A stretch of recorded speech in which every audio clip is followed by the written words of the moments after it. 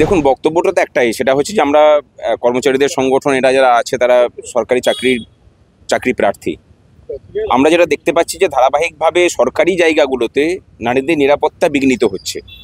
মানে এই যে নারী নিরাপত্তাহীনতার লেটেস্ট যে ক্যারেক্টার তৈরি হয়েছে, যে সরকারি দপ্তরগুলোতে নিরাপত্তা দিতে সরকার ব্যর্থ হচ্ছে, এটা আরেকটা ঘটনাকে প্রতিফলিত করে। সেটা হচ্ছে যে যারা এই মানসিকতার বহন করে চলেন তারা কোথাও না কোথাও এই সরকারের ধর্ষক এবং খুনিদেরকে আড়াল করার যে মানসিকতা, সেখান থেকে সাহস পাচ্ছেন। সেই সাহসেরই প্রতিফলনটা এখন সরকারি ডিপার্টমেন্টের মধ্যে এসে পড়েছে। আমরা সেই জায়গাতেই এসে পড়ে বলে গেলাম যে পুলিশ নিরপেক্ষভাবে রাজনৈতিক হস্তক্ষেপ ব্যতি রেখে কাজ করুক, এবং এমনভাবে কাজটা করুক যাতে শেষ পর্যন্ত গিয়ে এই যারা ধর্ষক বলে যারা গ্রেপ্তার হয়েছেন তারা যেন সাজাটা পান ঠিক মতো করে। কারণ অধিকাংশ ক্ষেত্রে দেখা যায় যে যখন চার্জশিট দাখিল হয় তখন এমন ফাঁকফোকর থাকে যে সেই ফাঁকফোকরের ফাঁকগুলো বেরিয়ে চলে যান। এই জায়গাটা যেন না হয়, সেই জায়গাটা মানে রিকোয়েস্ট করে গেলাম। আমরা সরকারি কর্মচারী যারা পুলিশ আছেন তারা আমাদের সহকর্মী, এবং গোটা রাজ্য জুড়ে নারী নিরাপত্তার যে অবনতি হয়েছে তাকে মাথায় রেখে আগামী 28 তারিখে আমরা নবান্ন চলো কর্মসূচির ডাক দিয়েছি। আরও অন্যান্য ইস্যুর সাথে এটা একটা বড় ইস্যু।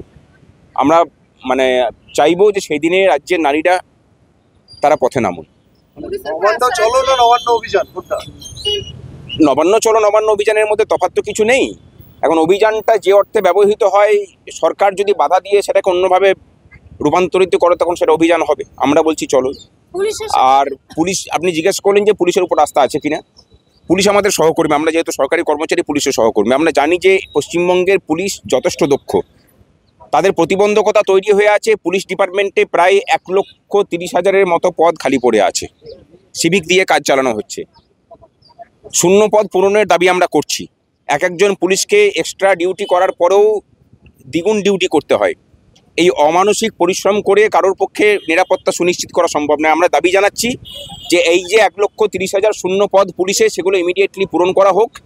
আর যে পুলিশরা আছেন, পশ্চিমবঙ্গ পুলিশ যে যথেষ্ট দক্ষ সে বিষয়ে আমাদের কোনো সন্দেহ নেই, কিন্তু পুলিশকে নিরপেক্ষভাবে কাজ যেমন করতে দেওয়া হয় না, পুলিশও অনেক সময় রাজনীতির কাছে নিজেদের মাথা নত করে ফেলেন। আমরা বলবো যে পুলিশকেও বলবো যে রাজনীতির বাইরে বেরিয়ে, মানুষের স্বার্থে এর বাইরে বেরিয়ে কাজ করুন। যারা প্রকৃত অপরাধী তাদের কোনো রেওয়াত করার কোনো জায়গা নেই।